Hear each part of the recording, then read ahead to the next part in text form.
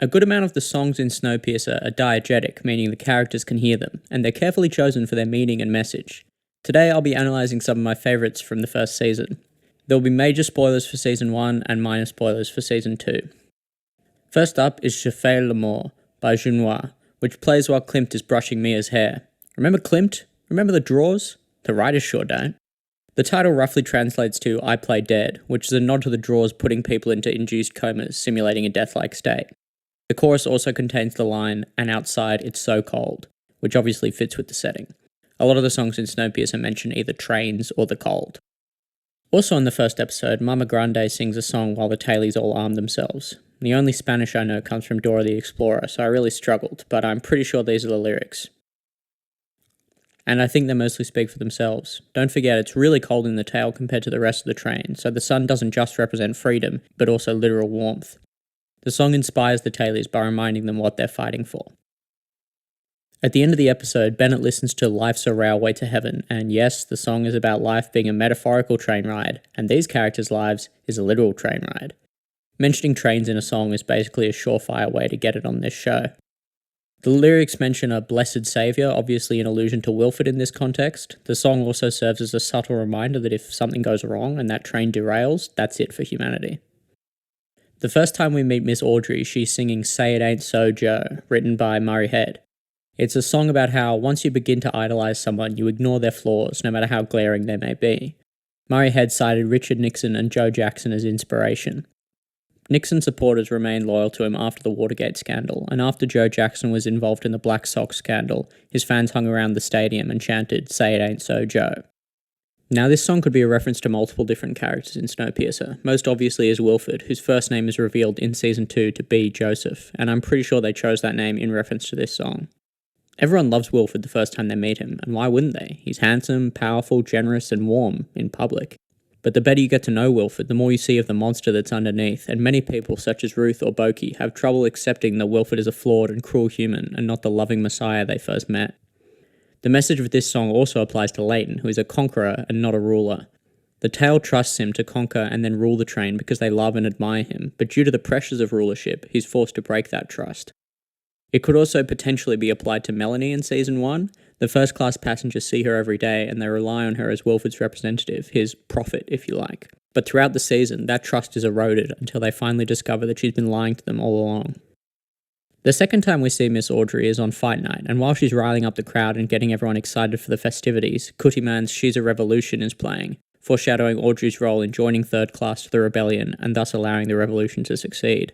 Wilfred reminds us of Audrey's importance in A Single Trade when he basically says that having Audrey on side is essential to taking Snowpiercer. She basically controls Third Class through her example.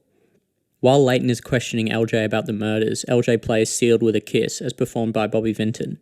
It's a song about two lovers who must part for the summer and long for the time when they could meet again.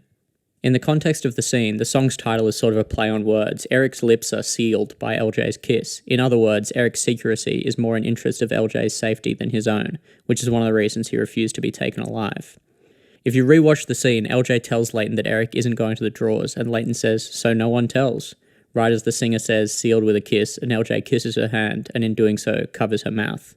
Leighton recognises the song because Nikki had been humming it when she was first brought out of suspension. This suggests to me that she heard it playing while LJ was torturing one of her victims, so LJ putting the song on now could be her way of reliving her crimes as serial killers like to do. While Leighton is in the drawers, he also has a vision of Nikki singing the same song, symbolising how his mind is putting all the pieces of the mystery together. In episode 6, when Zara is asking Audrey to call off the workers' strike, we can hear a song called Slow This Bird Down by Boards of Canada. Slow this bird down is something pilots say during a plane landing, and it fits with Zara's message that if they don't rein things in now, they'll lose control and things will go sideways. There are a couple of critical points in the show where certain characters can either lose or gain control or power, and the song is letting us know that this is one of those points. In episode 7, Audrey sings Bad Religion by Frank Ocean. The song is about a gay man who's in love with a straight man and vents about it to a Muslim taxi driver. The song was basically Frank Ocean's way of coming out as gay to the world.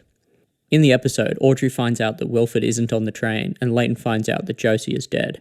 The song is Audrey's way of creating discontent in Third so that they'll join the rebellion. If it brings me to my knees, it's a bad religion. This unrequited love, to me it's nothing but a one-man cult. We can see even the people from First Class are moved by this song. People's love and reverence for Wilfred has helped keep them in order. The revelation that Melanie is the one pulling the strings causes people to rise up in search of freedom. In episode 8, Harvey listens to Cumbia Pa La Flaca by Rodrigo and Pat DeJab.